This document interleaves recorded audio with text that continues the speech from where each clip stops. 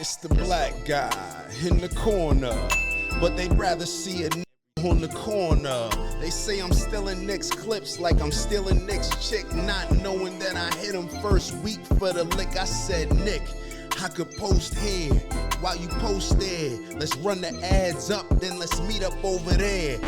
Good evening, everybody. You're watching America First. My name is Nicholas J. Fuentes. We have a great show for you tonight. Very excited to be back here with you tonight on Tuesday. We have a lot to talk about tonight, lots to get into. Big show. Our featured story is promised. We're going to talk all about the hostile takeover of Warner Brothers by Paramount Skydance, otherwise known as David Ellison's media company, otherwise known as the Jews.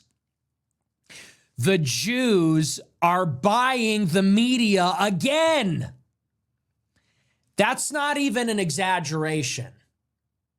It's a fact. That's what it is. I can't believe I'm watching it in real time. I became canceled for saying Jews run the media. There was like 10 minutes when they were slipping. They started to lose control over it.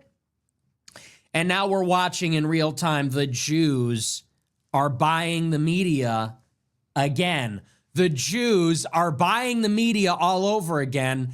And Trump is going to let it happen. He's going to let it happen. And specifically tonight, we're going to talk about the situation as it stands with Warner Brothers. Warner Brothers is a major media conglomerate. I'm sure you're familiar with it. It's the iconic Warner Brothers studio, Hollywood production studio. But they also own HBO, HBO Max, CNN, a number of other properties. And there is currently a bidding war going on between Netflix, the digital streaming service, and Skydance Paramount, which is a new conglomerate, which came together in August of this year under the ownership of David Ellison. It looks like Netflix will acquire Warner Brothers. Depends on whether it gets regulatory approval from the Trump administration, but it seems that Warner Brothers is going with Netflix. That being said, the Ellisons are pulling some strings, and they're trying to mount a hostile takeover of Warner Brothers. They want to acquire it by any means necessary. They may use their connections with the Trump administration. They're using sovereign wealth funds in the Middle East to finance a very large cash offering for the entire company. And we'll talk about the state of the play. We'll talk about the deal. And we'll talk about this ongoing operation. That's what it is. It is an operation by organized Jewry to accumulate more and more media assets, I believe, so that they can control the political conversation. Related to that, we'll talk about another story tonight. It's a pretty bold, wild claim. We're going to back it up. Our second story tonight is about what's already happening at CBS. So as I said, Warner Brothers is sought by Skydance Paramount. Skydance Paramount is a new company that was created earlier this year when Skydance Studios, David Ellison's production company, acquired Paramount Global. And that is the CBS Sumner Redstone media conglomerate. They merged in August. As part of the deal, Skydance now controls CBS, in particular CBS News, which is a property of Paramount Global. At CBS News, they're making a lot of changes already. As you know, David Ellison put Bari Weiss in charge of CBS News. Bari Weiss is the founder of the Free Press. She's a Jewish spy. She is now the editor-in-chief of CBS News, and she's been making some sweeping changes, including she has appointed a new nightly news anchor, Tony Dokapil. And you might not know who that is. He hosts the daytime show. I don't know who watches that other than old people. But you might remember him. We did a whole show about him last year. He is the infamous Jewish news anchor who grilled Ta-Nehisi Coates for his brand new book last year about the Israeli genocide in the occupied Palestinian territories. He was the Jewish host that grilled this black leftist for being anti-Israel. He was admonished by the higher-ups at CBS for being editorial, but ultimately the Jewish owner of CBS, Sherry Redstone, came in and defended him because she's a pro-Israel Zionist also. This person is now the lead anchor on CBS News. Go figure. That's what happens. Game, set, and match. They bought the media again, and now they control the conversation.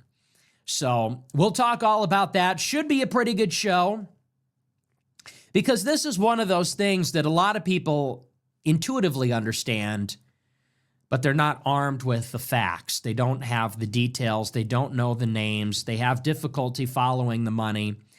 And so tonight, we're going to spell it all out for you. We're going to name the names. We're going to show you exactly how it works. And people always ask me, how do I red pill my parents? How do I red pill my friends? This is like a perfect, easy red pill. It is so cut and dry, so black and white. Couldn't be more in your face and blatant. And we'll work through all the details of it. Before we get into it, I want to remind you to smash the follow button on Rumble, smash a like button, leave a comment, let me know what you think about the show. Check out our merch store, Fuentes.store. We have brand new products, all new stuff for the holiday season. And I have one of them here. Or actually, this is our Wang Half t-shirt. And we've been selling that. Frankly, I'm getting tired of showing it. And we have our brand new America First hoodie. Look at this. This is pretty nice. So we have some new stuff. Some of it is basic and generic. And some of it is very extreme. So we have this, which I like. Because you could wear this and you blend right in. America First, very basic, very generic. Wear it to the gym. Wear it wherever. Then we have another one. It says, Nick Fuentes is right about Israel. So you have some of it is very identifiable. And we also did some generic stuff, some plain stuff. Because I'm thinking about you. I'm thinking about where you're going to put this on. You got to have this shit on.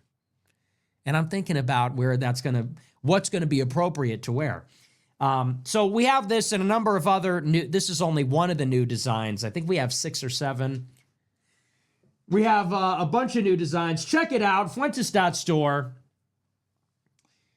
Remember to subscribe to the website, americafirst.plus. It's $15 a month to get access to the archive, every episode of the show, every interview, speech, debate, all of it. It's on the website. $100 a month, you get to be in a group chat with me, vote on the nightly show topics, get exclusive content at least a few times a week. I'm in there dropping voice messages and giving you the inside scoop and talking to you idiots. It's my least favorite part of the day. I have to log in every day and respond to your inane comments, questions, concerns. I'm kidding. I like talking to you guys, and you guys know that. I'm in there hanging out, big chilling. AmericaFirst.plus. And with that, we're going to dive in. How about the latest episode of Candace Owens? I missed it. Did she blow the lid on the entire conspiracy today? Did that happen yet? I missed it. I saw on her Instagram today, Candace Owens did a multi-part story. She said, oh my gosh, you're never going to believe it. I just found something that changes everything. I got a new tip. God gave it to me, and it's brand new. And this is the evidence I needed. It's the final piece of the puzzle. Anybody watch the show?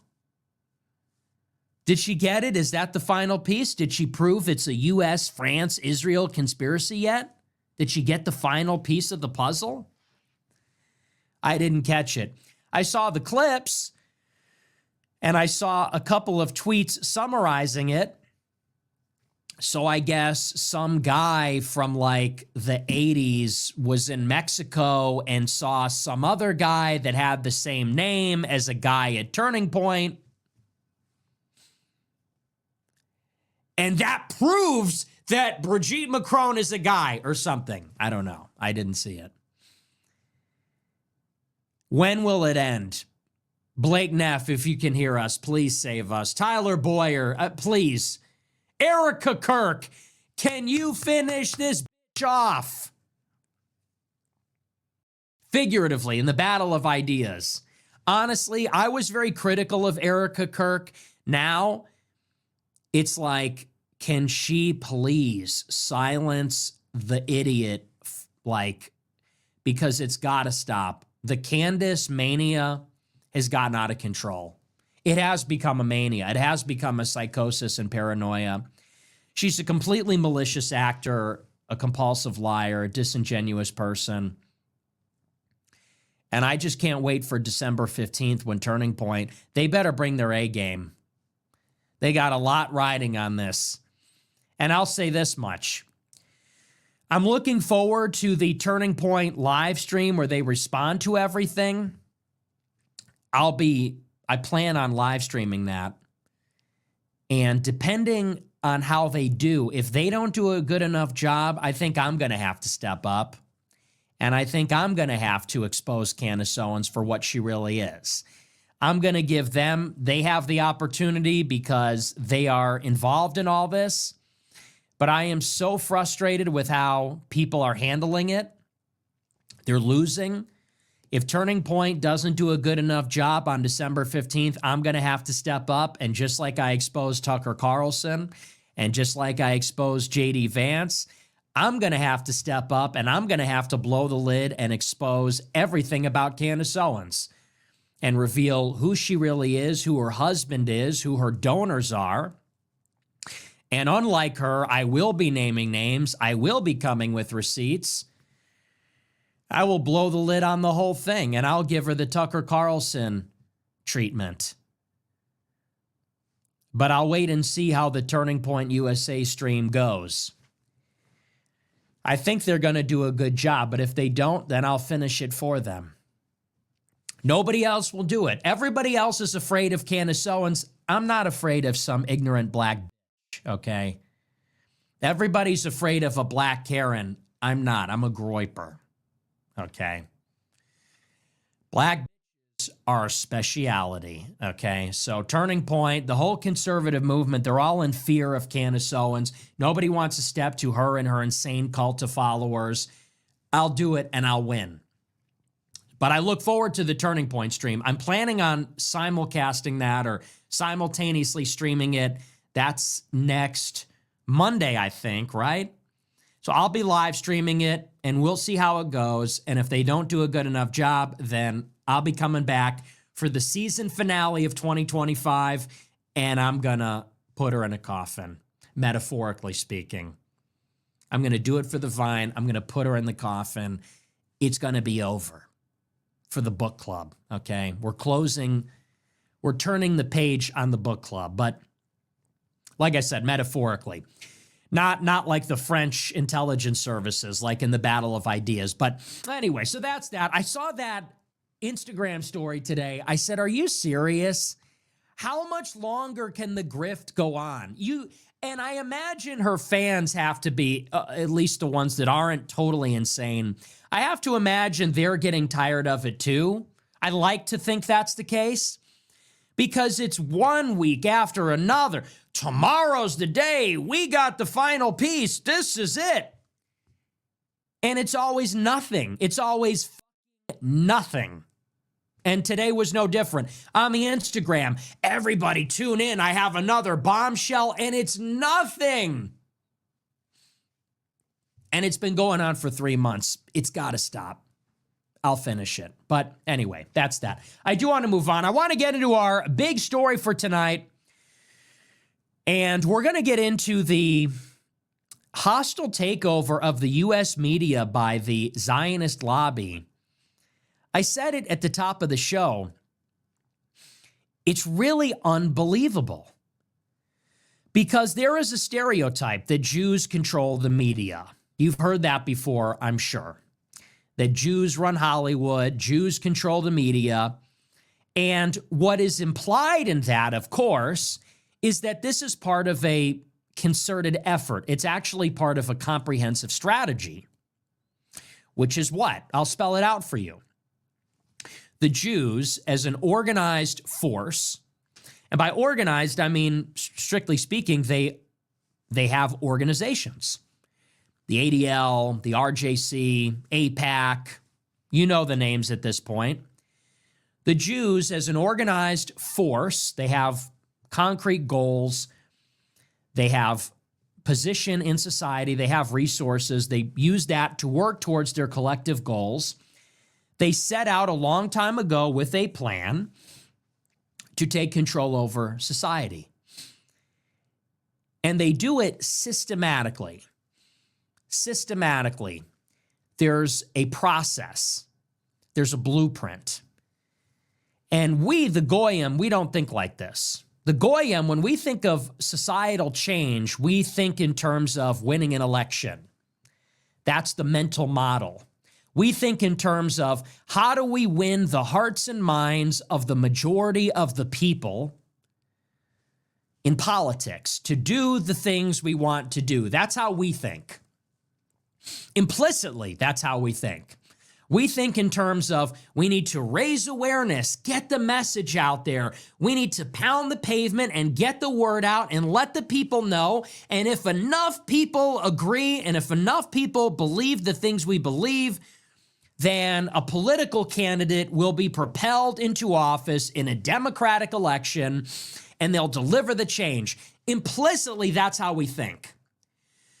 But when we say that Jews run Hollywood, Jews control the media, of course, both of those things are true, but it carries with it an implicit understanding of how a democratic and open society really works,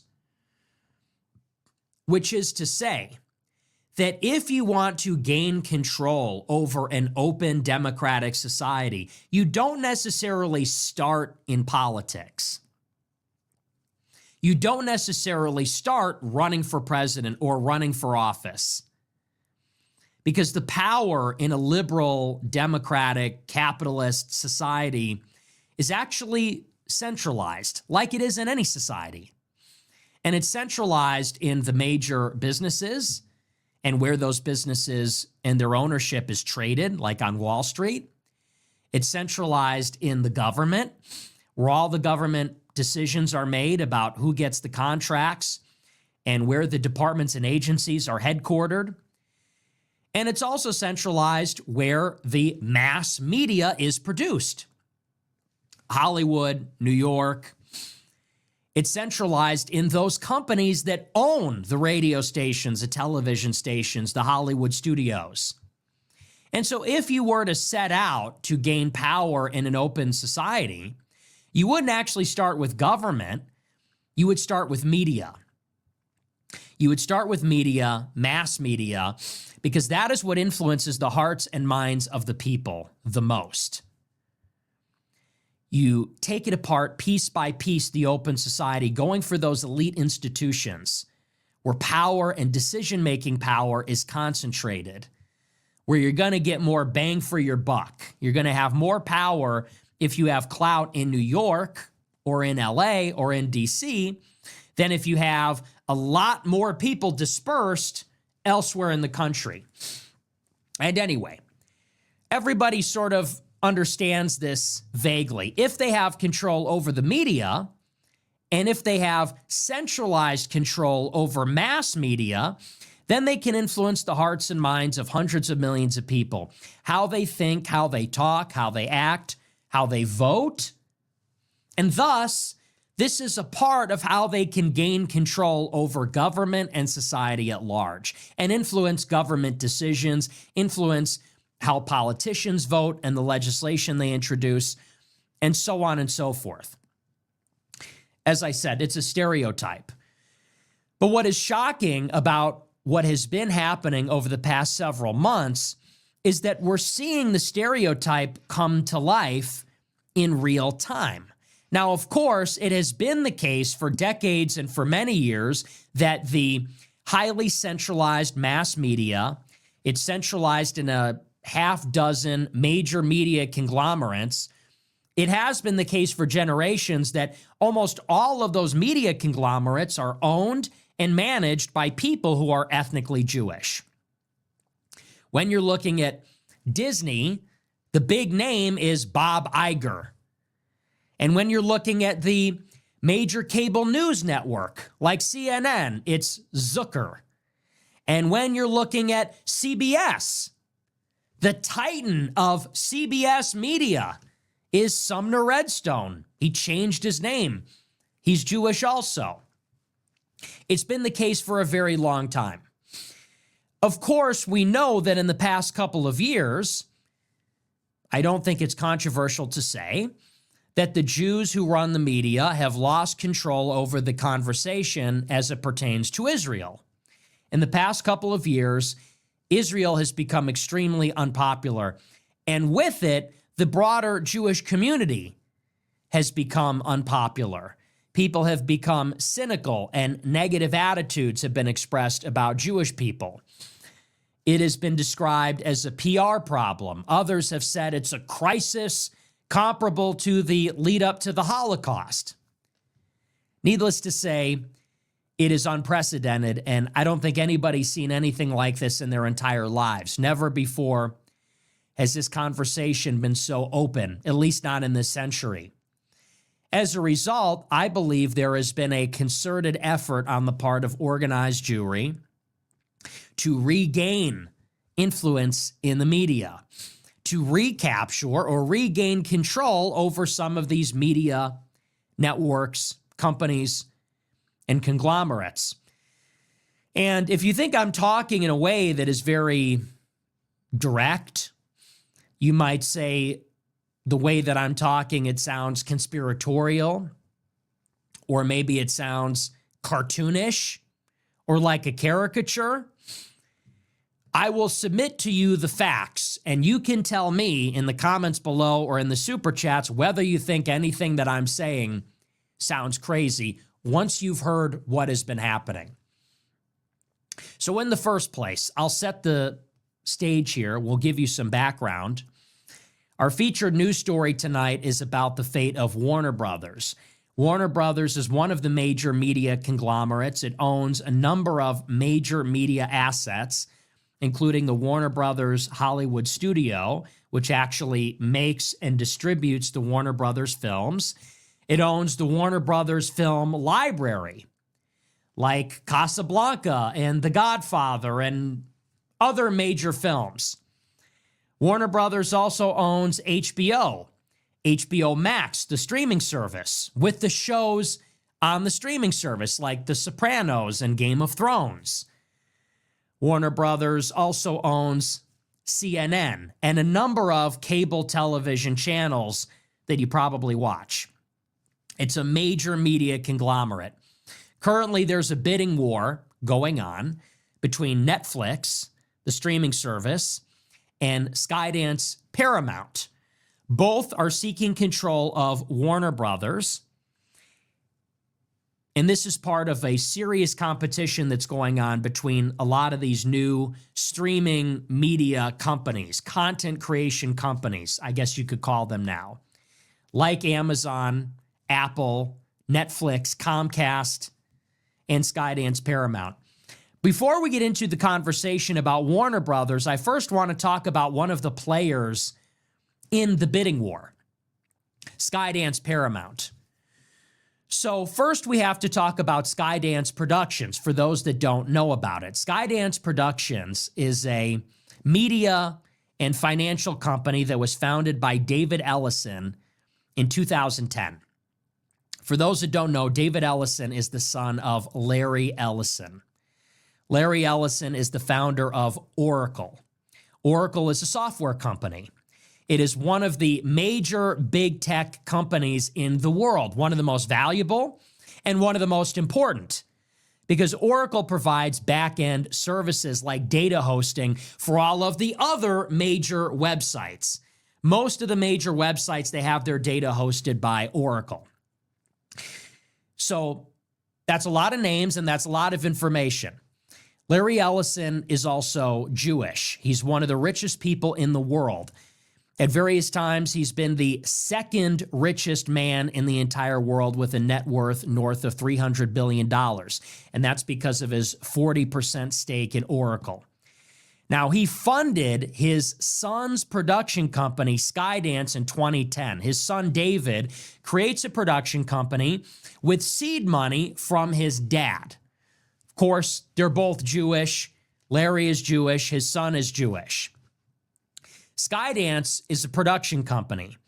They work in concert with Paramount Global. And they work with Paramount Global to create some of the major Hollywood blockbusters like Top Gun and like Mission Impossible and other movies.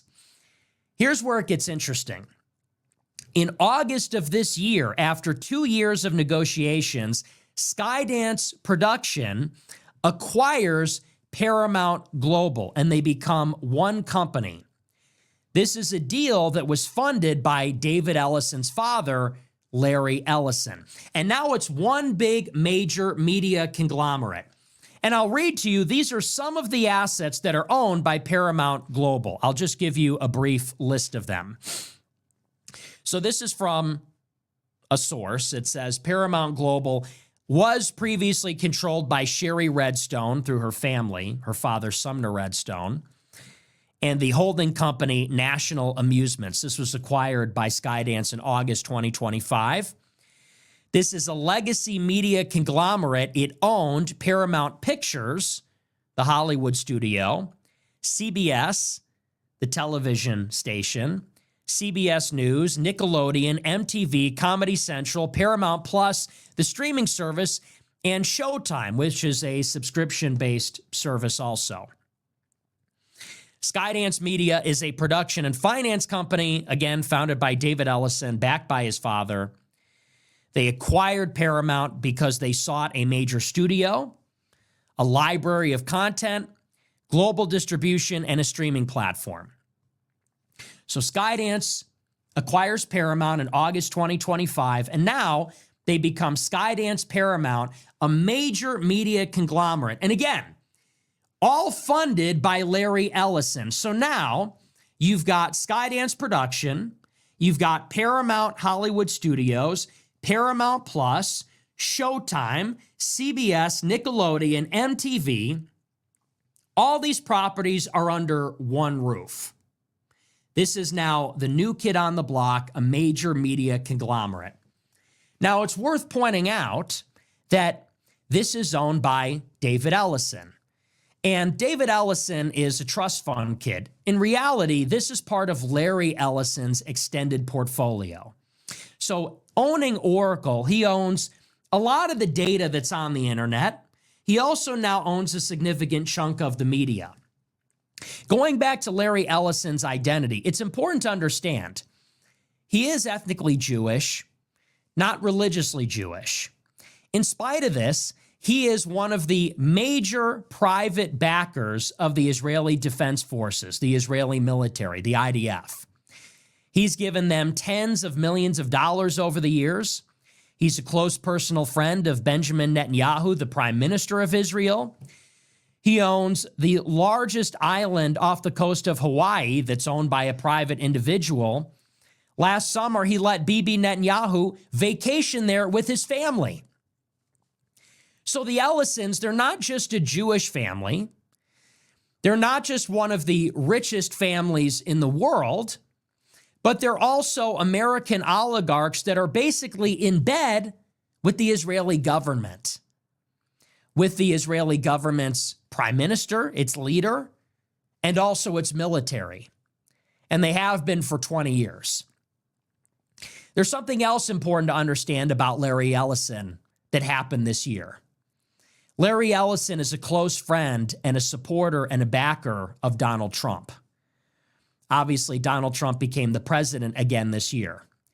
And one of the major trade deals that Trump has made earlier in the year with China saw the Chinese parent company ByteDance transfer ownership of TikTok from Beijing to Washington. After the U.S. Congress banned TikTok last year, it was an act of Congress that did it in 2024, TikTok was officially banned in January. When Trump came to power, he made this part of his negotiations with the Chinese state. Among other things, it was about trade, it was about semiconductors, computer chips, critical minerals. TikTok was also part of this deal. Donald Trump aggressively pushed Beijing to force the Chinese parent company ByteDance to sell TikTok to a consortium of American companies. And earlier in the year, that deal was finalized. And the details of the deal are this. TikTok is being sold from ByteDance to a consortium of private American companies. And the private American company that will take the biggest interest, the biggest commercial and financial stake in TikTok is Oracle, Larry Ellison's software company. But it doesn't stop there. Not only does Larry Ellison get the biggest chunk of TikTok out of any of the other private companies, like Andreessen Horowitz, for example, that will own TikTok, he has the biggest chunk. He will also be hosting all of the American data that is on TikTok.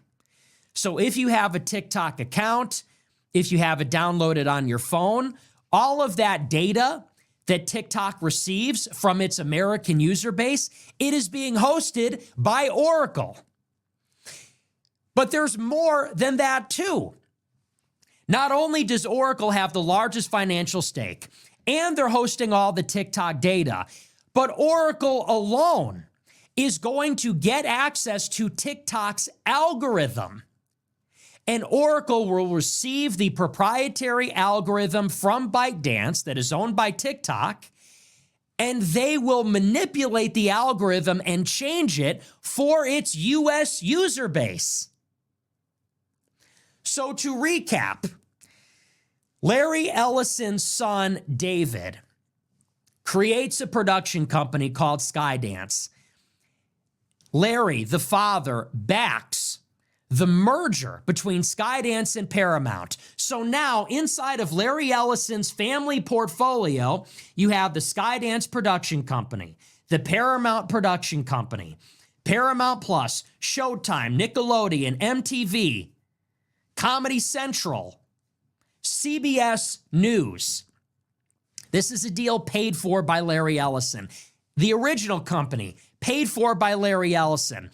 But in addition to that, what is also part of his portfolio is TikTok, the largest financial stake out of any of the private companies that are part of the consortium that owns it, all of TikTok's data, and the proprietary algorithm. That is a media empire. And you would call this in the private sector, in business terminology, this is what's called vertical integration. Vertical integration. And what that means is that every step of the supply chain is controlled by one company. The media is created by a studio. So they go into a literal studio with cameras and lights and a set and all of that in Hollywood, and that is owned by Larry Ellison. Paramount and Skydance have the actual studio. And then once they make the content, they will license and distribute it. That is also owned by Larry Ellison. They control the licensing of it. They control the distribution of it to the various networks and other companies. They also then now own the television stations that will air the shows, the television networks, the streaming platforms that will distribute them so it gets onto Paramount Plus, Showtime, and they even now own the social media company where the content inevitably will wind up also and where it might be advertised too. So every step of the way, Larry Ellison owns it. The studio, the licensing, the distribution, the television networks, the streaming channels on digital, and also even a social media company too, including its data, where it's literally hosted on the back end, its algorithm, and in terms of the governance of the company too. That's what we're talking about. And this is all owned by a pro-Israel Jew that has a personal relationship and friendship with the Prime Minister of Israel. Again, Netanyahu's family vacations on Ellison's private island in Hawaii. Larry Ellison has donated more money to Israel's military than any other private citizen. Larry Ellison even convinced Arnon Milchan, a Hollywood producer, to drop his Jewish lawyer so that Netanyahu could retain him for his defense in his corruption trial. That's the extent of their relationship. There's another dimension to this too, which is the role of government, which is the role of government lobbying. How did Larry Ellison come to acquire TikTok? Because of the intervention of Donald Trump. Twice. It was Donald Trump in 2020 who raised the issue of Chinese ownership of TikTok. You might remember this. It wasn't a new conversation where Washington talked about banning TikTok in the United States. That conversation started 5 years ago when TikTok was growing rapidly in the United States the first time. And it was in 2020 when the deal was, for the first time, all of the US data owned by TikTok would be hosted on Oracle. That happened 5 years ago. It was in Trump's second term. Again, his close personal friend Larry Ellison. It was in the second term that Trump, as part of a wider trade deal between the United States and China, had China compel ByteDance to sell TikTok, at least its American business, outright to Larry Ellison's company, Oracle, and to transfer the algorithm exclusively to Oracle so that it could be retooled for its American side of the business. That happened through government. That happened through Larry Ellison's personal connections to President Trump and his support of the Republican Party through lobbying, I'm sure through other political connections. The role that the Republican Party played in this it's indispensable. And that brings us to what is happening today and this week. After Skydance merged with Paramount, they then sought to make a deal with Warner Brothers that was very similar. David Ellison made an overture to the owner of Paramount Global, or rather to its CEO, and they made an offer to buy Paramount outright at around $23 per share, to just buy the entire company. Once David Ellison, okay, we're having trouble here.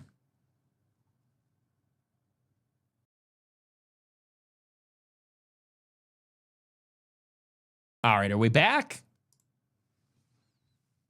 Looks like the stream went down for a minute, but I think we're back.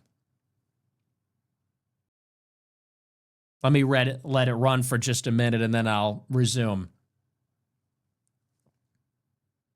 I caught it out of the corner of my eye. I saw the live chat going crazy. Israel doesn't want you to hear this. Isn't that interesting? Last night we had some connection issues. Tonight, it's not on my end. I'm totally connected. I have all that right in front of me. Something's going on with Rumble. They don't want you to know. All right, I think we're good now, but I'll keep an eye on it. So I'll resume. I'm not sure where I cut off. But picking up on, it was actually a nice place for there to be a break because I was transitioning to today's news. So the reason this is all in the news today and this week is because earlier in the year, Skydance and Paramount made an offer at around $23 per share to buy Warner Brothers Studios outright. And the reason they did this is simple. They want to acquire Warner Brothers because Warner Brothers is considered the crown jewel of Hollywood. They have the most prestigious library of content. They own HBO and HBO Max, including some of the hottest shows like The Sopranos, Game of Thrones, among other things. Warner Brothers has an actual Hollywood studio and distribution and relationships with movie theaters. So after Skydance acquired Paramount, they immediately then made an offer for Warner Brothers. If they are successful in acquiring Warner Brothers, this Larry Ellison entertainment company will easily and quickly become the #1 media conglomerate in the United States and maybe the world. Understand the breadth of this. That would be Skydance, all those properties we listed at Paramount, Paramount Pictures, CBS, Nickelodeon, MTV, Comedy Central, Paramount Plus, Showtime. But then they'll also own Warner Brothers Studios. And we'll read through the list of what they own also in a minute. But like I said, that's HBO, HBO Max. Okay, what the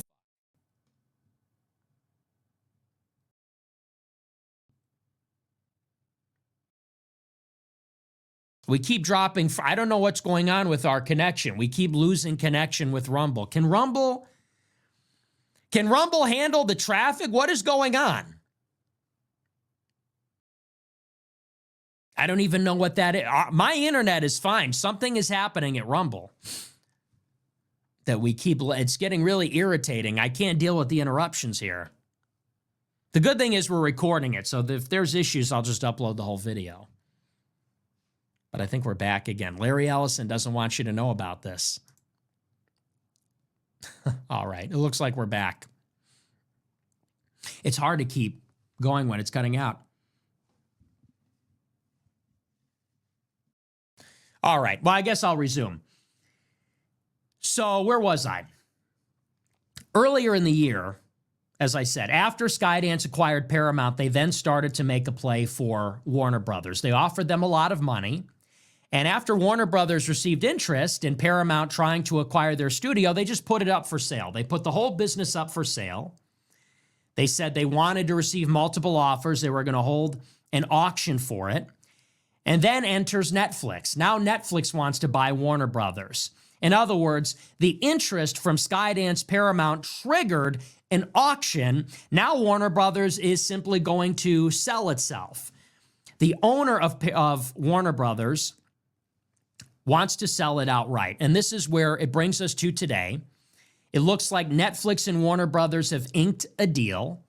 Netflix is going to acquire Warner Brothers for, I believe it's $72 billion. And now Skydance Paramount is going to try to mount a hostile takeover. This is a story about this today from NPR. It says, quote, Paramount Global has sweetened its offer to acquire Warner, offering an all-cash deal valued at $108 billion to take over the parent company of HBO, Warner Brothers Studios, and CNN, among other notable properties.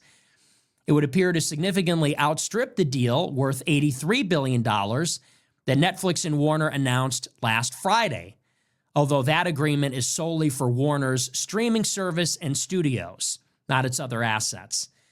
If that deal were to go through, CNN and other cable channels would be spun off.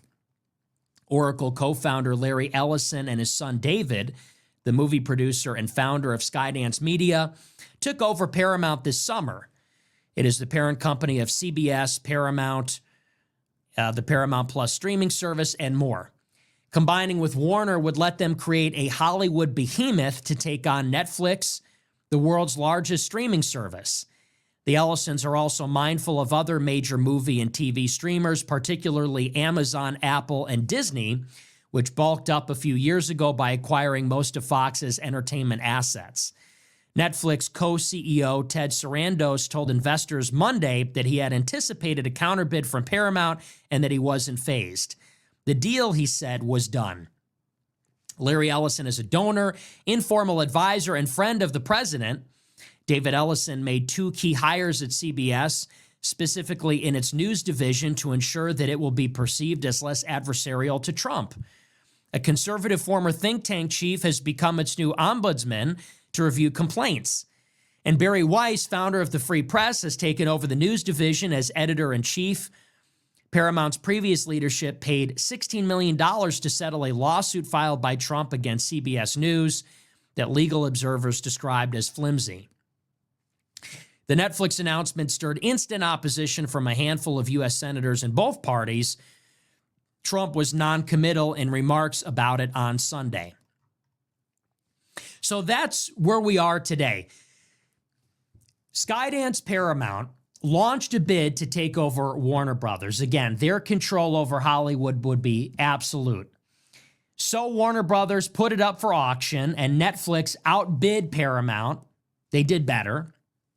They offered $82 billion for half of the company, or a part of the company, for its studio and for its streaming service, not its other assets like the cable news channels and other networks.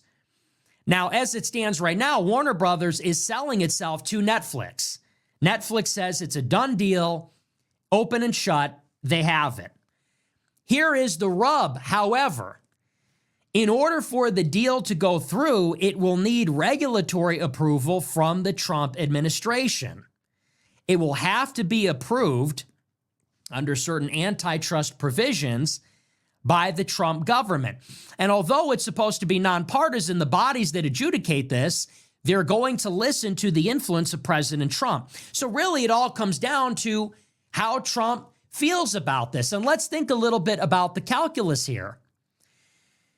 When Skydance and the Ellison family acquired CBS, the first thing they did is they hired Bari Weiss to be the editor-in-chief. Bari Weiss is a lesbian. She is self-identified as a liberal. That being said, she has center-right politics. Her website, The Free Press, is a center-right website. And as soon as they took over CBS, they started making moves that would satisfy the president. Now, Warner Brothers owns CNN. Trump hates CNN. So the Ellisons are telling Trump, as a matter of fact, they called him up today. Larry Ellison called up Trump today and said, if Netflix acquires Warner Brothers, this is bad for competition in the media. They have also told Trump, if we acquire CNN, we're going to make it more Trump-friendly. We're going to make it more conservative. So if you're Trump, you get to decide. Does Netflix get Warner Brothers and CNN, or does Skydance Paramount and Larry Ellison? Well, Larry Ellison is a pro-Israel Jew. Larry Ellison is a Republican booster. And Larry Ellison has promised Trump that if Trump allows Skydance Paramount to acquire Warner Brothers, that they will put a pro-Trump or a more moderate person in charge of CNN. This is the lobbying that goes on behind the scenes. But it doesn't begin and end there. At the same time that Larry Ellison is making an appeal to President Trump, he's also making an appeal to the shareholders of Warner Brothers. Because, of course, Warner Brothers is a publicly traded company. So Larry Ellison is taking the offer to the shareholders and telling them that the leadership of Warner Brothers is making a mistake, that they're going to offer more money. The shareholders will make more profits if they accept the offer from Skydance Paramount. They're trying to get the shareholders to vote in favor of that deal. And again, what would that look like? If the Ellisons are successful, they will own Skydance Production. They will own Paramount Global, which includes all those aforementioned properties, including CBS. And then on top of that, they will own Warner Brothers Studios, HBO, HBO Max, CNN, VH1. They'll own HGTV, Discovery Plus, the Discovery Channel. The list is endless. And on top of all that, they're going to own TikTok. Now, that is by definition Jewish media. By definition, Larry Ellison, his son David Ellison, are Jewish. That's what they are ethnically, not in terms of their religion. They're ethnically Jewish. That is how they identify.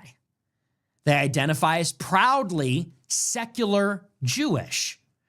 And they're so proudly and so unashamedly and so self-identifiably Jewish that they are extremely pro-Israel and maintain close ties with the state of Israel.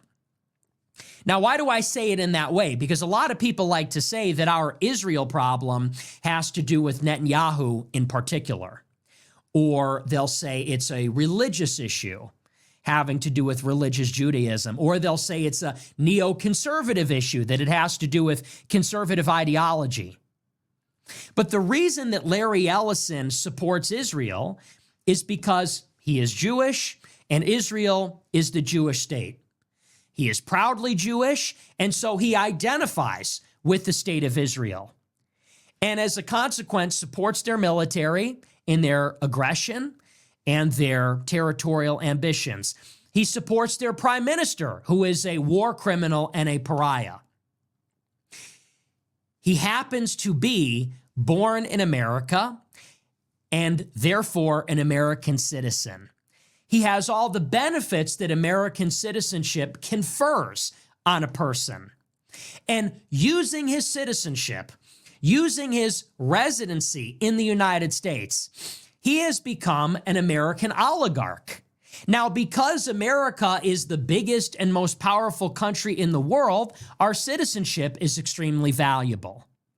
Access to our universities and our capital markets as an entrepreneur is extremely valuable.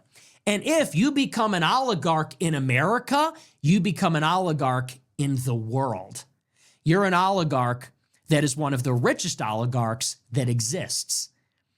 And if you're a rich oligarch in America and in the world, and you have influence over the American government, it makes you one of the most powerful people in the world.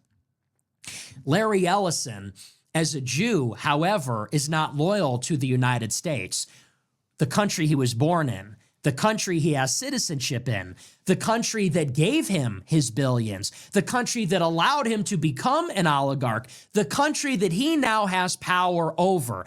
He has no loyalty to it. Because he is ethnically Jewish, he has loyalty to a country an ocean away, a country that he had not been to in his childhood or adolescence, or a country at least he had not lived in, didn't serve in the IDF, didn't grow up in Israel, and yet now that he has all this power, he is using his resources to benefit that country directly with his private contributions, but also indirectly using his position, using his structural influence in tech, in politics, using his resources in media to leverage control of American institutions on behalf of Israel's national interest, such that now TikTok, Skydance, Paramount, even maybe Warner Brothers Studios will all come under his control. Now, let's talk a little bit about who they acquired Paramount from. When Skydance acquired Paramount Global, they bought it out from under the Redstone family. Sumner Redstone founded CBS with money from Jewish gangsters. This company was inherited by his daughter, Sherry Redstone. This is what she had to say about how she treats her media enterprise. This is a quote from 1 month ago at a panel. She said, quote, "I feel as though we might be in a war fighting hate and anti-Semitism. But when we're doing programming to address these issues, we need to use language and create programs that unite people and that aren't so divisive. I want to go back to decades ago when there was a movie that came out called Passion of Christ, the Mel Gibson movie about the crucifixion of Jesus." She said, and I remember screening that movie and saying, "Oi, oi, oy vey." And I was really concerned about what that would do when the movie was screened and people saw it, and then it might lead to a rise in anti-Semitism. She said that she screened the movie for her friends, and then she talked to Christian pastors about how they could talk about the movie in their sermon in a way that tones down division and hatred and anti-Semitism. This was the previous owner of Paramount Global. She says that she's deliberately injecting pro-Israel messaging into the content that her company creates. So Larry Ellison, the pro-Israel booster, the Republican booster, the friend of Netanyahu, buys this giant media company from this person, from Sherry Redstone, another Jew. It was passed down to her from her father, who changed their Jewish name, who founded the company with money from Jewish gangsters. From the gangsters at the turn of the century to Sumner Redstone, to Sherry Redstone, to Larry Ellison, and all along the way. Maybe not everything they make is overtly Jewish, overtly pro-Israel. You can bet that none of it will contain anything that is contrary to their values as Jews, to their interests as Zionists. That is the point. They, the owners, are self-consciously injecting messaging in their war against anti-Semitism, in their war against anti-Israel sentiment. And when someone as powerful as that is pulling strings in government, in finance, in the Middle East, with sovereign wealth funds, in the media, to acquire this vast media empire to do these things, that's the definition of Jewish media. That's the definition of a Jewish oligarchy. But I want to move on. I want to get into our second story, which is related because, as I said, it's incredible. This is an example of the kind of governance you can expect from TikTok, from Warner Brothers, from Skydance Paramount, because this is how they're already doing business at CBS. So like we talked about earlier in the year, Ellison acquired Paramount, and Paramount owns CBS, the television network, and CBS News. As I said also, one of the first moves that the Ellisons made is they put Bari Weiss in charge of CBS News as its editor-in-chief. I'll remind you, if you haven't heard this already, Bari Weiss is most likely an Israeli spy. She, like David and Larry Ellison, like Sherry and Sumner Redstone, is a Jew. When she graduated high school, she traveled to Israel for a fellowship where she learned about how proud she is to be Jewish and a Zionist. Then she went to Columbia in New York City, a very Jewish university, where she founded the David Project, a pro-Israel group fighting pro-Palestine professors. After she finished at Columbia, she went back to Israel, did another fellowship. Then she came to the United States, worked under the Jew Bret Stephens at the Wall Street Journal in the Rupert Murdoch empire. Bret Stephens used to work at Jerusalem Post. Then he took Bari Weiss under his wing. She went to New York Times with him in around 2020. Then she founded the Free Press with money from Andreessen Horowitz. Horowitz is the son of the legendary conservative David Horowitz. Andreessen Horowitz also has the stake in TikTok alongside Oracle. It's that Bari Weiss, the self-described fanatical Zionist, that is now the editor-in-chief of CBS News. Immediately when she came in, she started to make some changes. And one among them is a decision that was made today. They have to select a new nighttime news anchor for CBS News. And the person they selected is a man by the name of Tony Dokapil. And this is what some of the people at CBS News have to say about that decision. This is according to The Independent.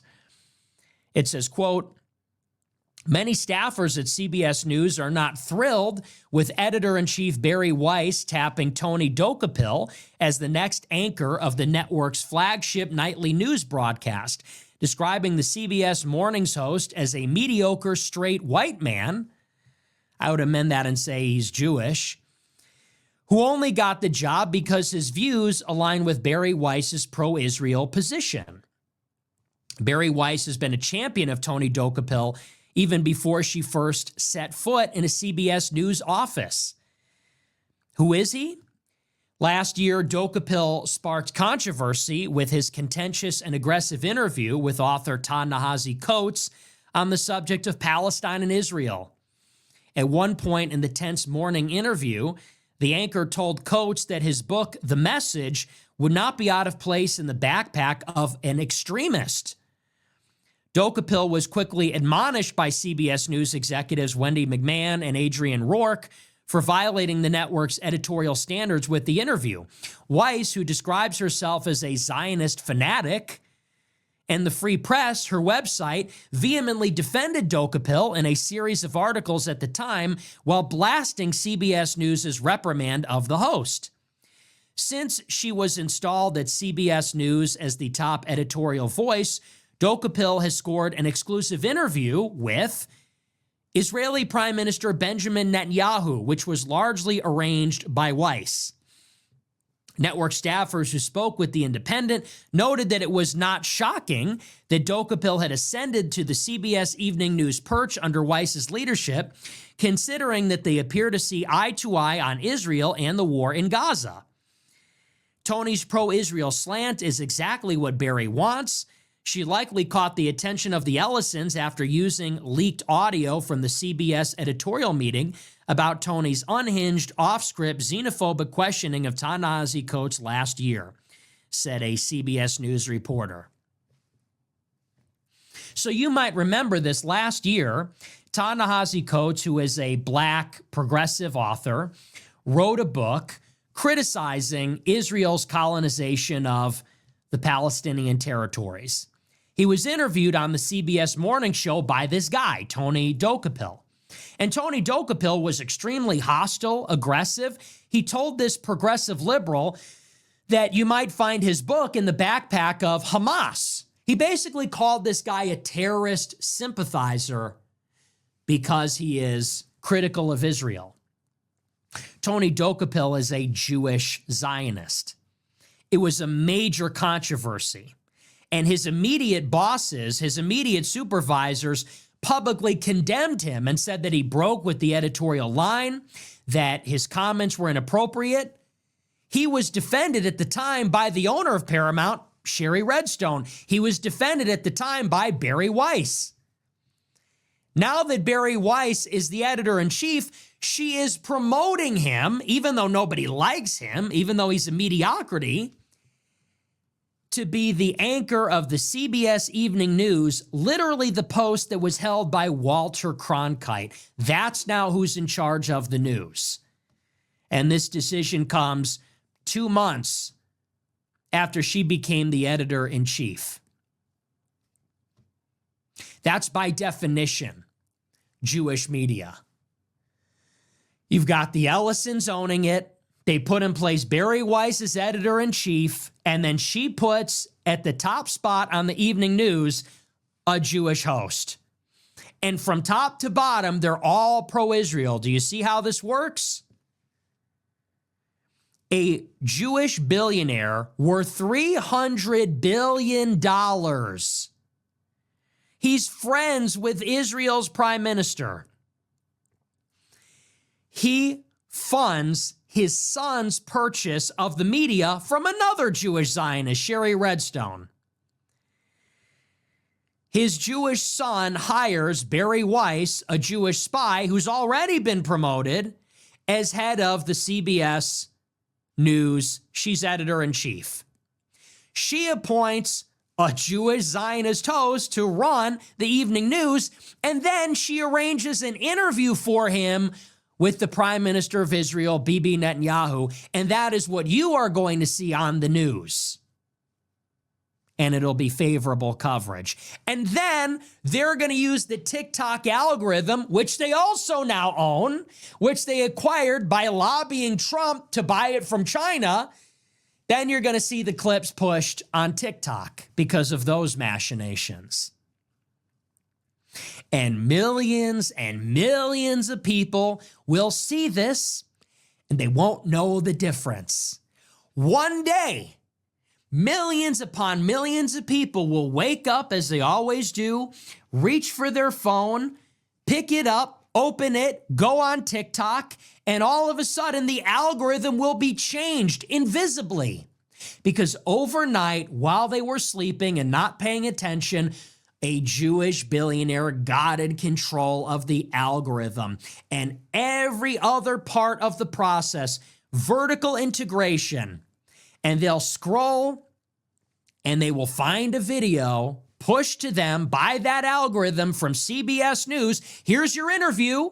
The Jewish evening news host and the Prime Minister of Israel defending Israel's conduct in Gaza. An interview arranged by Bari Weiss, hired by David Ellison, funded by his father, Larry Ellison. And then that person is maybe going to say, I guess Israel's not so bad after all.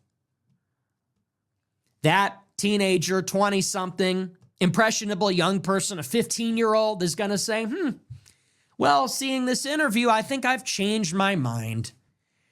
Now I don't think it's that important. It's not that big of a deal.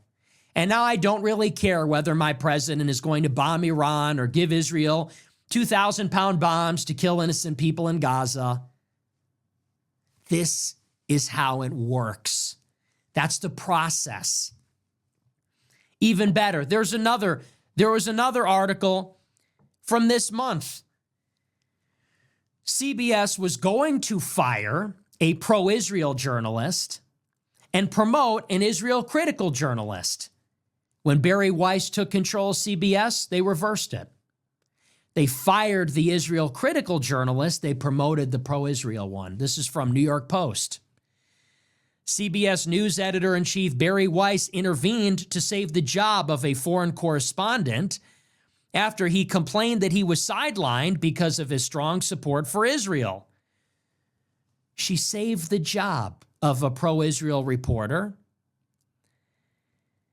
As the Post reported on Thursday, instead, Bari Weiss asked Deborah Pata, a 12-year veteran based in South Africa, during sweeping cuts hitting the Tiffany network.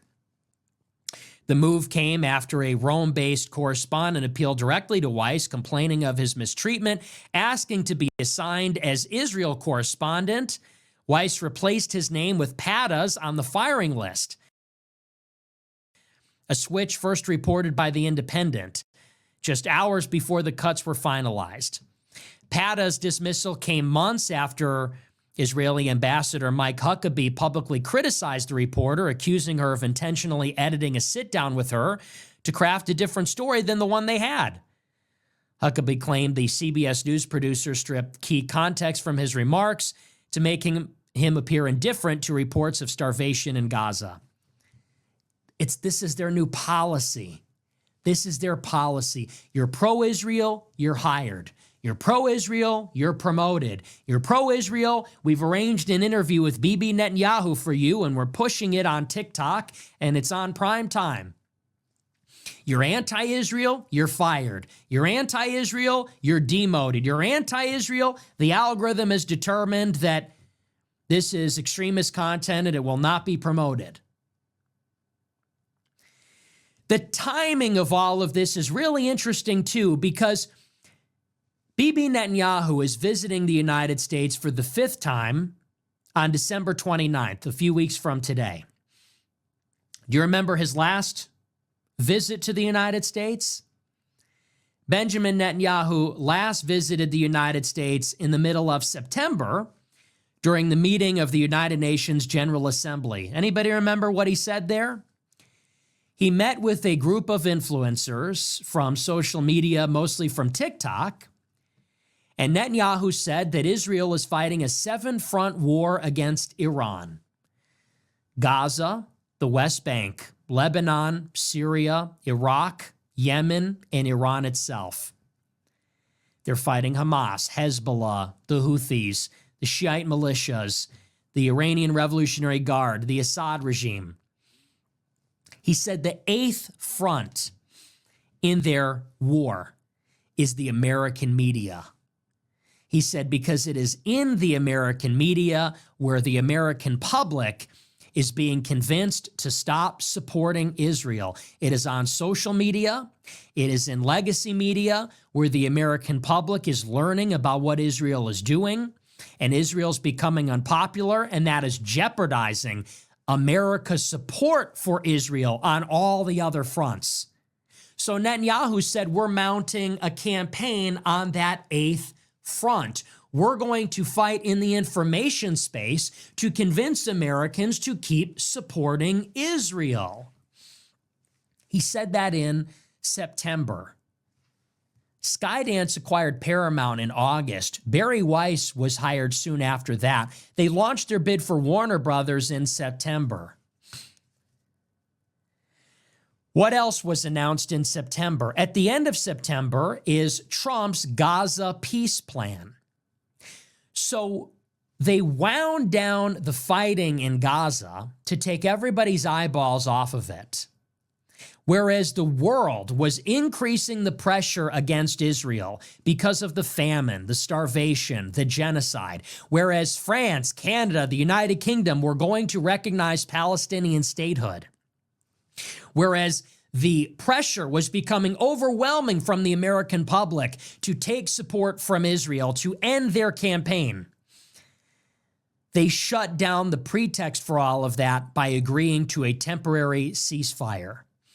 And in the meantime, while there is a ceasefire, while everything is quiet on the Western Front in Israel, they have picked up and aggressively started their campaign on the other front, which is American media. And so Netanyahu called up his close personal friend, Larry Ellison, and said, this is when we move. We're buying Paramount. We're buying Warner Brothers. We're buying TikTok so that when we begin the operation again, when we restart the ethnic cleansing of Gaza and the West Bank, when we restart the war against Iran, when we restart the war in Lebanon and Syria,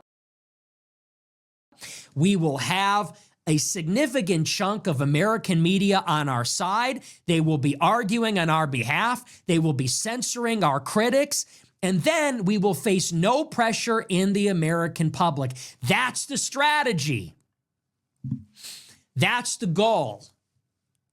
And it's systematic. And the Trump administration is their biggest accomplice. The Trump administration weaponized the Department of Education to shut down the universities so there would be no protests. They weaponized the State Department to prevent Israel critics from entering the United States, to scare people from organizing lest they be deported or have their citizenship revoked. And now they're weaponizing the Trade Office. They're weaponizing the Commerce Office and the trade mission to China so that Larry Ellison could gain control of TikTok. They're weaponizing the FTC and the FCC, potentially, so that Larry Ellison can acquire more media assets in his portfolio. This is why Trump was elected. They stole the election in 2020. You think they couldn't do it in 24? You think they wouldn't do it in 24? They allowed Trump to be elected because after October 7th, they knew they needed a Republican in the White House because only a Republican could deliver such a pro-Israel domestic and foreign policy. And that's exactly what we got. We got Project Esther. We got what Charlie Kirk proposed to Netanyahu in his letter to him from May, which is an Israeli defense network. We got it. This is why I told people not to vote Republican, because, again, there was this idea in 24 that it didn't matter if Trump was pro-Israel because we were going to get mass deportations. He's merely paying lip service to Miriam Adelson. He's merely paying lip service to Netanyahu. And we can deal with some compromises on that front because who really cares about Gaza? As long as Trump does mass deportations, that's an acceptable deal, they said. Well, fast forward a year, and how's that arrangement working out? They said, we're going to get mass deportations, and in exchange, they'll make some symbolic gestures towards Israel. I think it's the exact opposite. What we're getting is a serious, borderline tyrannical pro-Israel policy and gestures towards immigration restriction. It's inverted. We're getting performative deportations, performative immigration raids, performative rhetoric. Trump is ranting about Somalis, but they're not being deported. He instituted a travel ban for 10 countries, for 19 countries. But what has he done for Israel? Well, he bombed Iran. He bombed the Houthis. He gave them $12 billion in aid. He shut down all the Ivy League universities. He let Larry Ellison take over TikTok. He might shut down the Netflix Warner Brothers deal. The U.S. State Department is going to review 50,000 visa holders to see if they've ever criticized Israel. Kristi Noem is more concerned about anti-Semitism than she is about illegal immigrants working on farms. So who drew the short end of the stick in this bargain, in this grand genius bargain that they said, this is how you win, this is what winning looks like? No, this is what losing looks like. This is what being cucked looks and feels like. This is what being ritualistically humiliated and screwed looks like. You dumbass, you stupid peasants and goyim supply the votes, and the Jews supply the money. And guess who the politicians deliver for? The votes or the money? Here's the difference. The voters, they don't pay attention. The voters get jazzed up during the election because they see the culture war shit on TV. The election happens, and then TV talks about something else, and everybody goes back to their daily life. And then we get screwed. That's politics. That's why I told people, don't vote for Trump. Take your own side. Trump is taking the side of Israel. He can do that. We will take our own side and stay home. I said, don't vote for Trump unless he vows immigration moratorium and no war with Iran specifically. I said, my vote is conditional.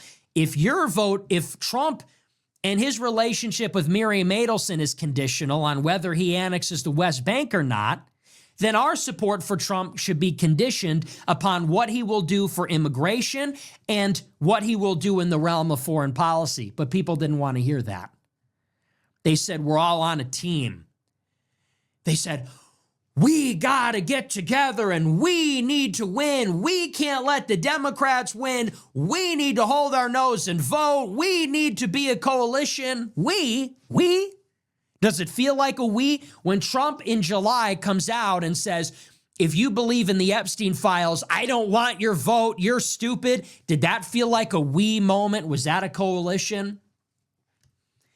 When Trump forced Marjorie Greene out of Congress because she voted for the Epstein files, did that feel like a we moment? Were we all in it together? When Trump bombed Iran and then suggested we do regime change, was that a we're all in this together moment? When Charlie Kirk got shot in the neck and Trump didn't give a fuck about it, couldn't even pretend to give a shit about it. They asked him about it and he started talking about his vanity project in the East Wing. Did that feel like a we moment when they did nothing to punish the people involved or responsible?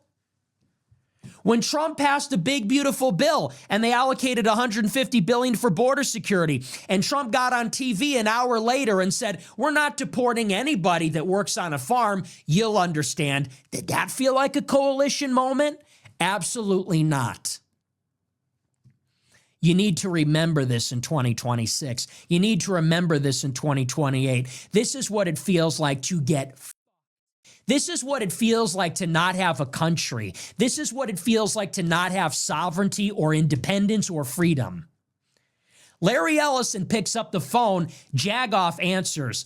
Miriam Adelson picks up the phone, he answers. Shapiro, Levin pick up the phone, they have lunch with him the next week.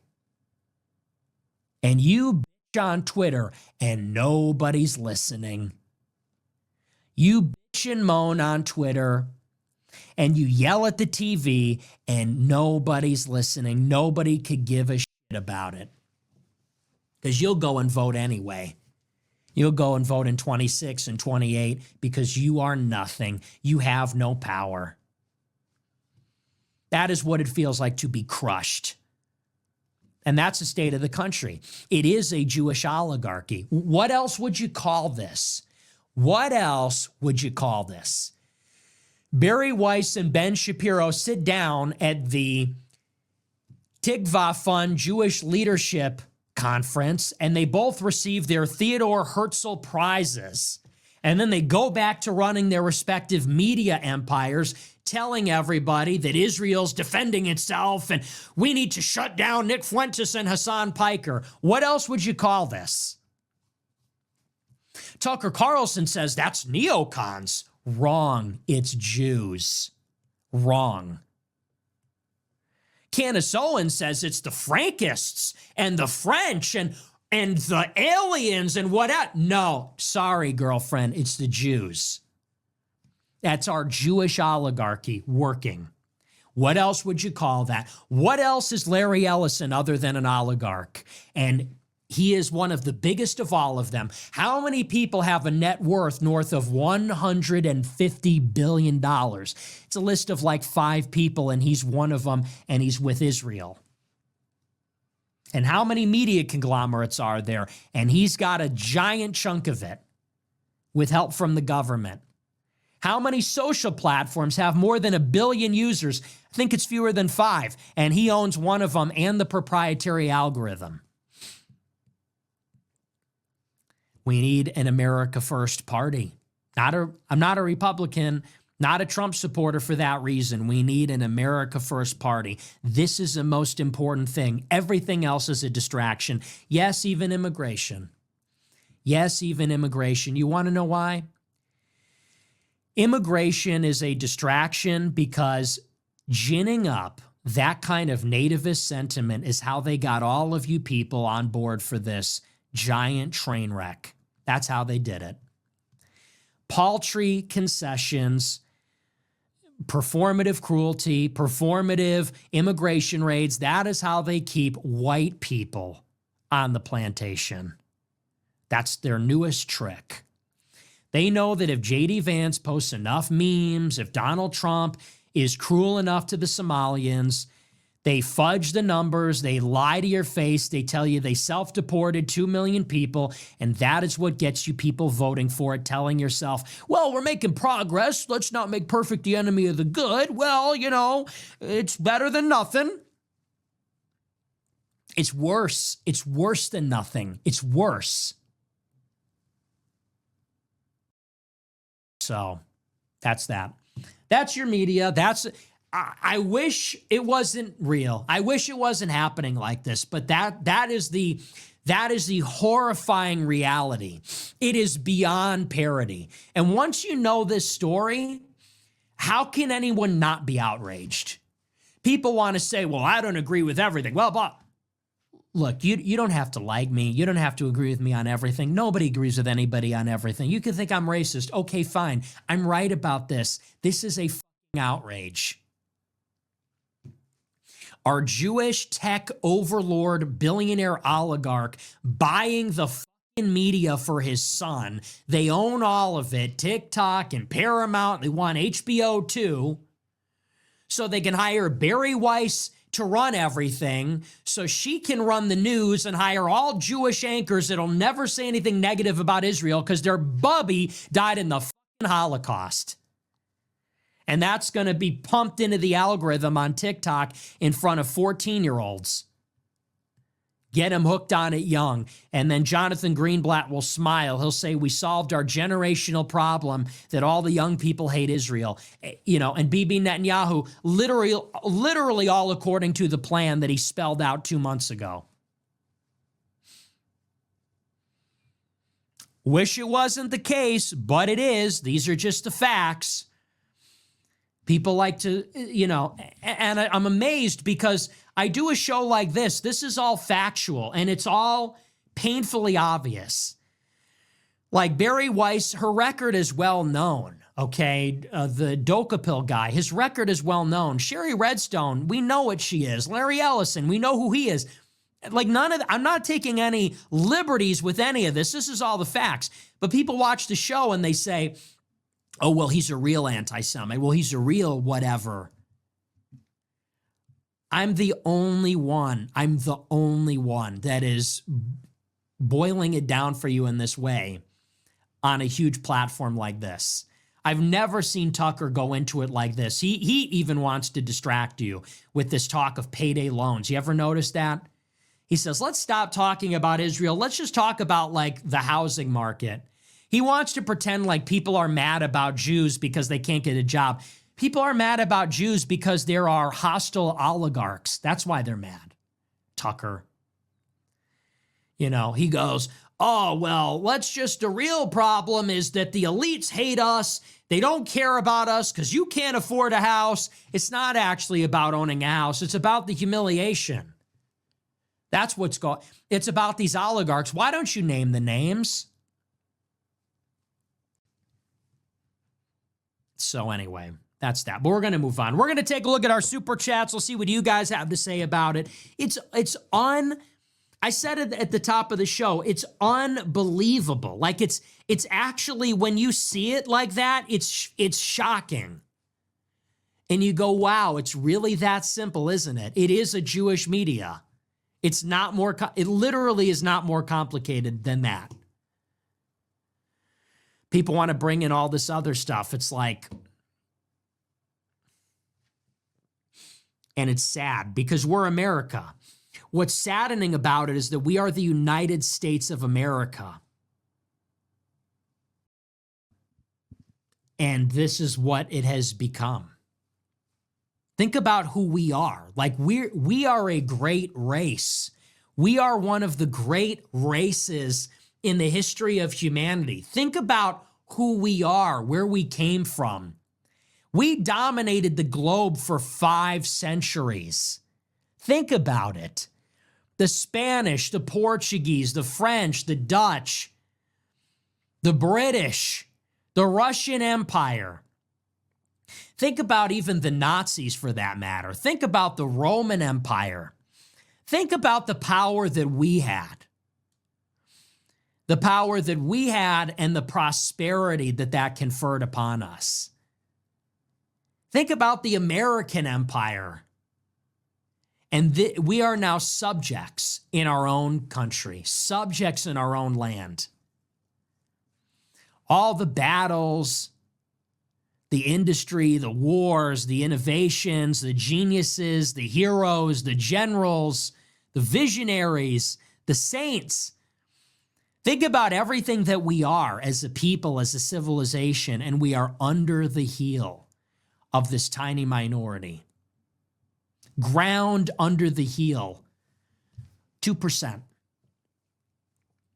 Larry Ellison with the money power. Larry Fink with the money power. ADL with the media power. Miriam Adelson making her money in casinos, injecting it into our political system for Israel. That's what we are now. It's not about housing prices, you dumbass. It's not about jobs. It's about that. Where did our independence go? Where did our sovereignty go? We used to be an empire. Now we're a subject. So anyway, that's that. And it's not, this has got nothing to do with hating anybody. For those that say, oh, it's hateful. It's a hateful screed. It's political. It's political. We want our political independence and freedom and sovereignty. This is the right of Americans to have power over our own country. All right, but we're moving on for real this time. We're going to take a look at our super chats. Let's take a look. We'll see what we got here. People want to say, what's his appeal? Why do people like his show? It's because they're mad. It's because they're overplaying their hand. They're getting too greedy, and it's bullshit. And everyone can see that. All right, let's take a look at our super chats here. All right, let's get right into it. As y'all can see, I've been moving these last couple of days since we did that 7-hour live stream. My apologies for getting the previous video out so late. We'll try to get this out as soon as possible. Let's get into the conversation. The power of influence. The power of influence we're seeing now play more of a role in politics and perhaps us having an understanding of how certain things are the way that they are. And especially with us seeing the way that Bibi Netanyahu, a lot of these Israel oligarchs that Nick is talking about, we can't not follow the money. That's been our go-to, right? We follow the money. That seems to tell a better story than anything else. We can't believe, we can't trust. When we follow the money, we understand that there's an exchange here. Let's say if it's money from a lobby to give to a certain individual who's a politician, we understand that. Just like we go to our jobs every day and we get paid something, so we do things that we otherwise wouldn't do, whether it's morally sound or whether it's not morally sound. I'm just saying that money is what makes us do certain things. That's the driving force for a lot of this. So when we follow the money, when it comes to people who are buying TikTok, trying to buy these other mainstream outlets, Nick mentioned Bari Weiss. He mentioned a lot of these oligarchs, Larry Ellison, across the board. Bibi Netanyahu already gave the play. Bibi Netanyahu already gave the play. He's already been meeting with influencers. He's been out front about their strategy. You know, this is the eighth. What did he say? That this is on the eighth front. I believe he said something like that. Fighting the battle on the eighth front. I'm not sure. I may be mistaken. But he did an interview a while back where he was saying, like, hey, social media, we got to win on social media. They don't think that, or I'm sorry, let me not be naive. It's like they're speaking to us like they don't understand that we just don't agree with what they're doing. And they almost get into this liberal-minded Democratic way of thinking, which is, oh, yeah, we just have a messaging product. It's not a product problem. No, it's a messaging problem. Did I say messaging product? A messaging problem. Whether it's the Democrats or whether it's Bibi Netanyahu, they think that they have some sort of messaging problem. Now, I actually think that the Democrats probably do. They're naive enough to think, I'm talking about the politicians, they're naive enough to think that they actually have a messaging problem. Bibi Netanyahu knows what's up. He knows that they have a product problem. So the best way to get people to look the other way and avoid the product problems is to sell on the messaging. It's like, okay, I may not like the product, or I may not like, or at least I'm going to go into it with a certain perspective rather than going into it, which I don't like this product. I don't need this product. You start hearing certain things and they want to bring up what Hamas is doing, what the Palestinians are doing. So that way now we're looking at it, well, I may not like this product, but you know, it's still cool or it's still better than that product. You get what I'm saying? This is where the influence game comes into play. And we can't deny what's right in front of us. We cannot deny what's right in front of us. And I would almost, as Nick was talking about the oligarchs, I almost wanted Bernie Sanders to chime in. Yeah, I don't know if you've ever heard him talk about the oligarchs, how he says it, but also more so along the lines, Bernie, you know, what you got to say about this? You know, what do you have to say on this? As somebody, I just recall Bernie Sanders always talking about oligarchs in one aspect as far as pertaining to influencing our American politicians and American politics, and Trump using it as a criticism of Donald Trump and him, you know, only doing things for big business and things of that nature. I would just be interested to hear what he has to say, but neither here nor there. Nick actually brought up an old interview. It was with Ta-Nehisi Coates and hold on, I forgot the guy's name. It was Tony DeCopel. I remember seeing that interview. We reviewed that interview. And he did say exactly what Nick said as far as, you know, this book sounds like it could end up, or it could be in the backpack of an extremist. That's what he said. He said that. And this is just another example, in my opinion, of not reading the room and understanding how Americans are actually seeing this. I think he completely missed on that. And I think it just shows how a lot of people are just completely compromised for different reasons. For some people, it's compromised based on the money that somebody's put in your pocket. For other people, you're compromised based on defending your faith or defending your right or defending your team, organization, tribe. It goes back to the whole tribalism mindset. So that was an interesting interview you guys check it out. But here you have somebody, Ta-Nehisi Coates, who went over there. You know, shout out to Douglas Murray. You never been? Yeah, well, Ta-Nehisi Coates actually went over there because he was interested in what's going on. And as he was going and visiting different areas, he decided he went there to do his research to write this book. So this book is largely a reflection of his experience while he was there. Now, some people could say, well, that's only his experience. Yeah, I guess so. Another thing that people may say is, well, let more journalists in, like right now. Let more journalists in. It's funny. I was having a conversation with Grok, right? Or Grok or ChatGPT or the Google AI. I was talking to a bunch of them. I ended up on Grok. And I was sitting here. I was like, Grok gave me the number of 60,000 Palestinians have died. And I'm like, how are y'all still using the same number of Palestinians that have died? It's been like 2 years and I've been hearing this 60,000 number. Like there hasn't been peace. There hasn't been less destruction since I first started hearing this 60,000. I feel like it was damn near year one or year two. I feel like this was still in, what was it? I think this was still at the end of like January or the end of 2023, maybe into 2024, but the numbers haven't changed. And then when I said that to Grok, and they're like, yeah, you're right. Like pretty much that was my takeaway. Yeah, you're right. And actually, they haven't opened it up for journalists. So there's really no realistic way to understand exactly how many people died. And it could be well over 100,000 by the end of all this. But of course, Israel, Bibi Netanyahu, they won't allow any journalists in there, independent journalists. And the journalists that were trying to get information, I think I read something like over 250 or somewhere around that 250 journalists were killed during this like conflict. Certain things have to go off in our minds. We're catching people in lies. We're catching them say certain stories about this group of women. I don't know if y'all recall the story with the group of girls where they were reporting that Hamas raped these women. Let me take note of that at the 7 minute and 30 second mark. Hold up. Y'all know we can't be saying that word. We could say other stuff. Y'all know I try to keep it PG on the other stuff, but definitely we ain't saying that and having them flagging.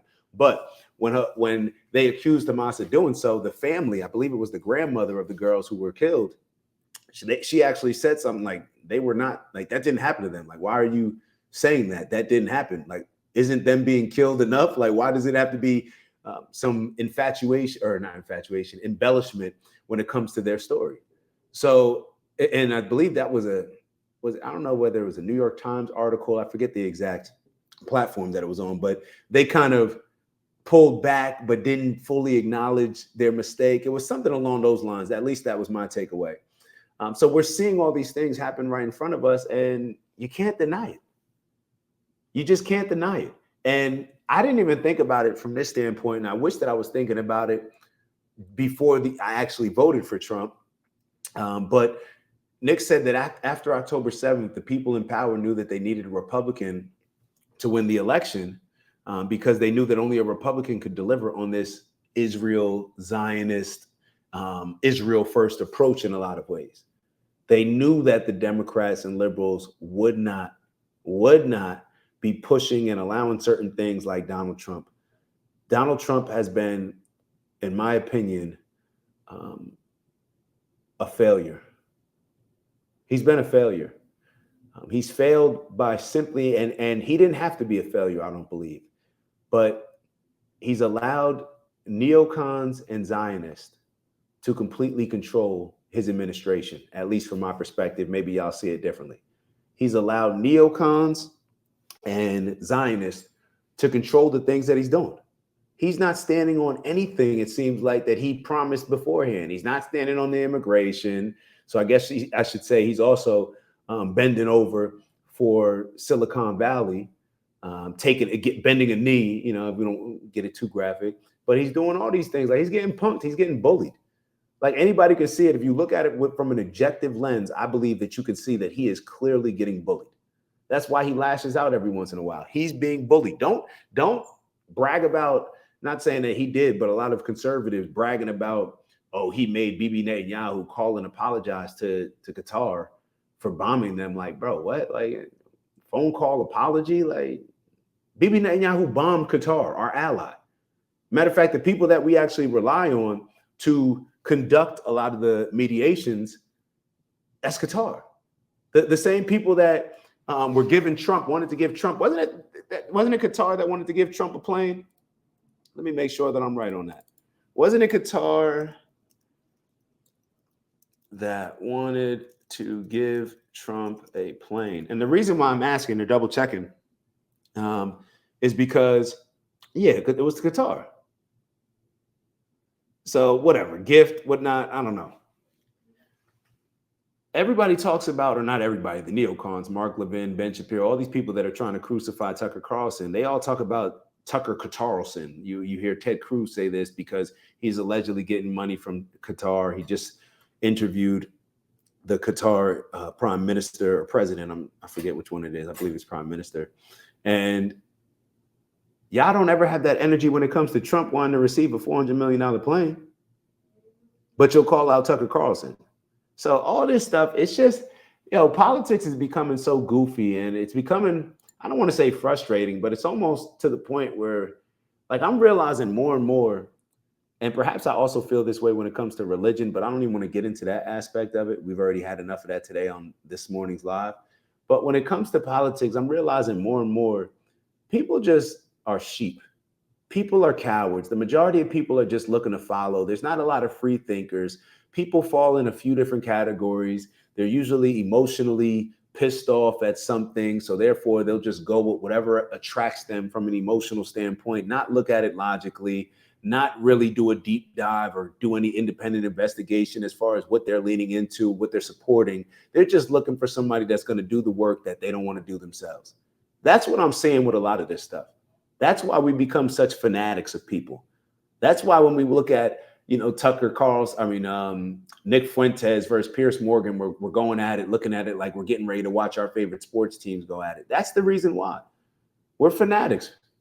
We're fanatics. And that fanaticism culture, it dictates how we move in a lot of different areas. It dictates how we move in a lot of different areas. Let me not go off on too much of a tangent, but these are just some of the thoughts that come to mind when I'm thinking about politics, when I'm thinking about the things that go on throughout the world, when I'm thinking about the fact that nobody else is willing to call out what the Jewish influence has been. People will criticize Nick Fuentes.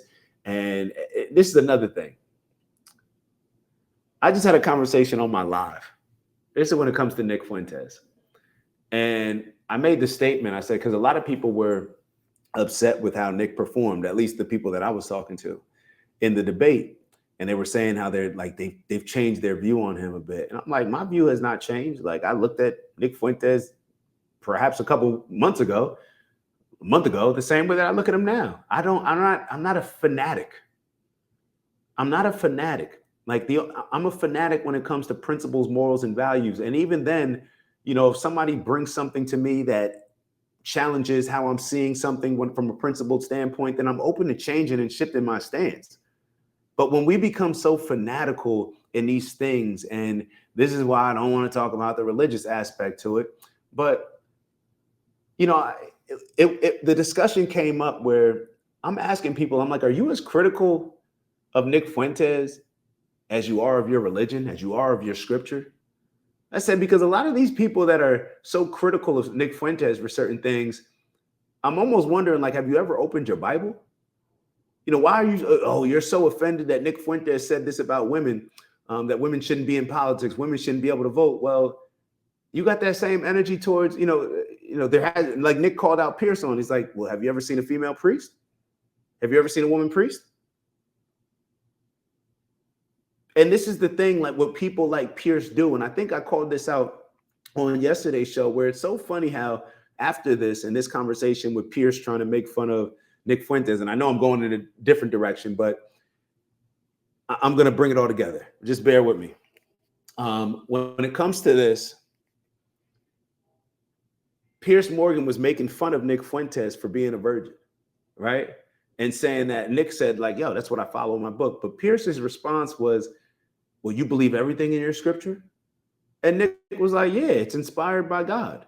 And I just realized how people conveniently pick and choose when to lean into the scripture, when to lean into the Bible.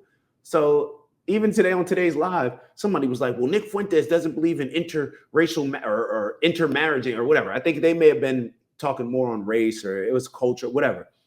And the conversation came up of us going into the Bible, looking into the Bible. And I didn't even know what the Bible said about it, but I just happened to look. I said, well, hold on, let me look and see what the Bible says. And then I think it was in Deuteronomy, maybe 7:3-4. Don't quote me on it, but it was pretty much calling out like marrying people outside of your culture, because then they're not going to worship the same God. So if you have listened to Nick, and I'm assuming that you all have because you made it to this point of the video. Now people that just watched the Piers Morgan interview, this is kind of why I had, I wanted Nick to elaborate on a lot of these things a little bit more, whether it's the black stuff or like explain, because people are then going to box you into a corner and use you not explaining something in full to kind of paint this ignorant picture of you. So when she was saying this, or when I responded and said, well, the Bible says this, and if you've heard Nick speak on this and elaborate on it, he says it's a cultural thing. Now, it's not only, wanting your kids to look like you, because I believe he said that as well, but he says it's a cultural thing. And what's so funny about it is this particular instance in which she decided to bring about, which was, well, Nick said he's not for, let's say that it was just focused on interracial marriage. Everybody feels that way. Everybody feels that way. You think black moms don't want their kids, Italian moms, Irish moms, whatever it is, Indian, Chinese, Korean. Some of these cultures, they damn near, I feel like, marry people with the same last name just to keep it intact. So it's just, I guess my main takeaway is we live in a world where people become so fanatical, and I think that it either works in tandem or one is a result of the other, whereas it's based on or makes it dangerous when you have the laziness component put together with the fanatical culture. And the laziness is, oh, I don't want to do these things, represent these things. I don't want to stand on anything myself, but I'll definitely fanatically support somebody else doing it. And then, matter of fact, I'm getting into a bit of a different conversation. My apologies. Let's kind of get back focused. I don't want to be going off on too many tangents for y'all. Hopefully y'all didn't get too turned off by that. But let's get to the next point. Nick addressed, he said, you supply the votes and we supply the money. And that seemed to be the approach with a lot of, the Jewish culture, the Jewish lobbying groups, Israel, the neocons. That's what it is. Y'all give the votes, we give the money. And when you have one person giving votes or one group giving votes and the other group giving money, how do you think Donald Trump's going to react? Who do you think he's going to listen to? Who do you think he's going to make sure that he's following through on things for? The person that gave him 100 million, or the group that, well, the person in this case that gave him 100 million, or the people that can give him some votes? Well, I guess we don't really need to think about it too much, because once again, if we follow the money, and shout out to Track APAC, we can see why certain people are making the decisions that they're making. Now, people could say, well, that doesn't mean that just because they take money from somebody, they're going to be, perhaps somebody just hasn't given you enough money. Money can influence us. Money is look at the culture that we live in. I don't know if everybody's tuning in. No, obviously not everybody's tuning in from America, but look at this rat race culture that we create for ourselves. We live unhealthy. We're out of shape. The lifestyle that we live is not conducive to being healthy. It's conducive to living in the rat race, being in survival mode. So these are just some of the things that come to mind. I don't really have too much more to say on it than that. We see what's happening right in front of our face. We understand that people are using whatever leverage they have, whatever power position of influence that they have to control the masses, And that's it. And a lot of times we'll downplay, like, we should be lucky that Bibi Netanyahu's actually exposing the play, exposing the strategy right in front of our face, because it could be different. He could be doing all this stuff behind the scenes. We're trying to hide it and not being out front and saying, like, yeah, we need to take over TikTok. We need to talk to Elon. He's a friend. Understand the weapon, and understanding how something is weaponized against us usually presents us some clarity. it presents us some clarity. So when we can understand the weapons that are used against us, then perhaps we can prepare for it better, not be misled, not be manipulated, not be indoctrinated like the majority of us have been, especially growing up in America with these public school systems when it comes to seeing different people in different ways.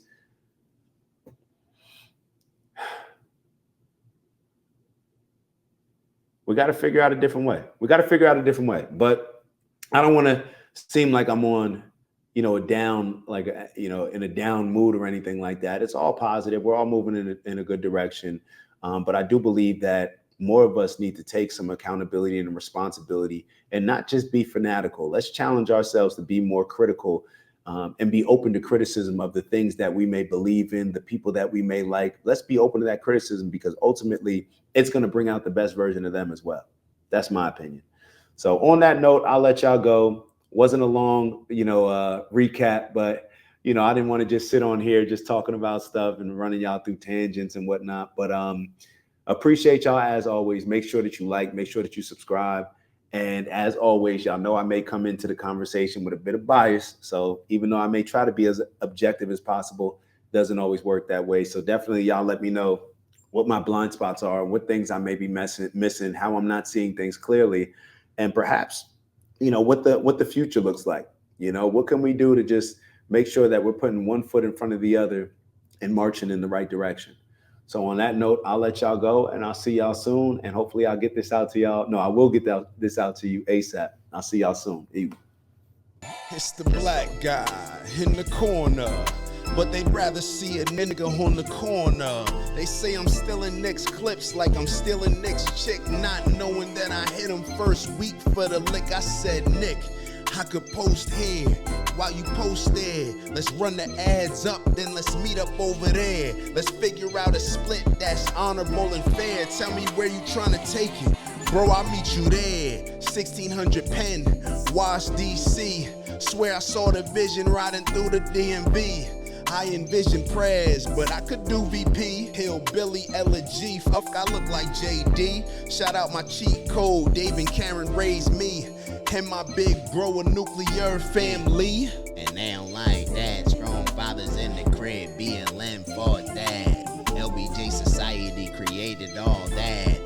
Victimhood mentality, I can't embrace that. And everything they taught in school, assume it's all cap. Everything I said I'd be, I am that. Everything I said I'd be, I am that. Everything I said I'd be, I am that. Ain't no introduction, just some fun facts. In case you were wondering, I am that. I know you heard me hit it 3 times for Dr. Umar. Shout out to Umar, man. We ain't kicking nobody when they down. And shout out to everybody that continues to show love, support, appreciating the message that I'm giving y'all along with the bro Nick's message. We gonna keep pushing, man. And shout out to the haters too, cause y'all in the comments heavy too. y'all the ones that gave me the inspiration to create this song. They kept saying like, who's the random black guy in the corner? I am.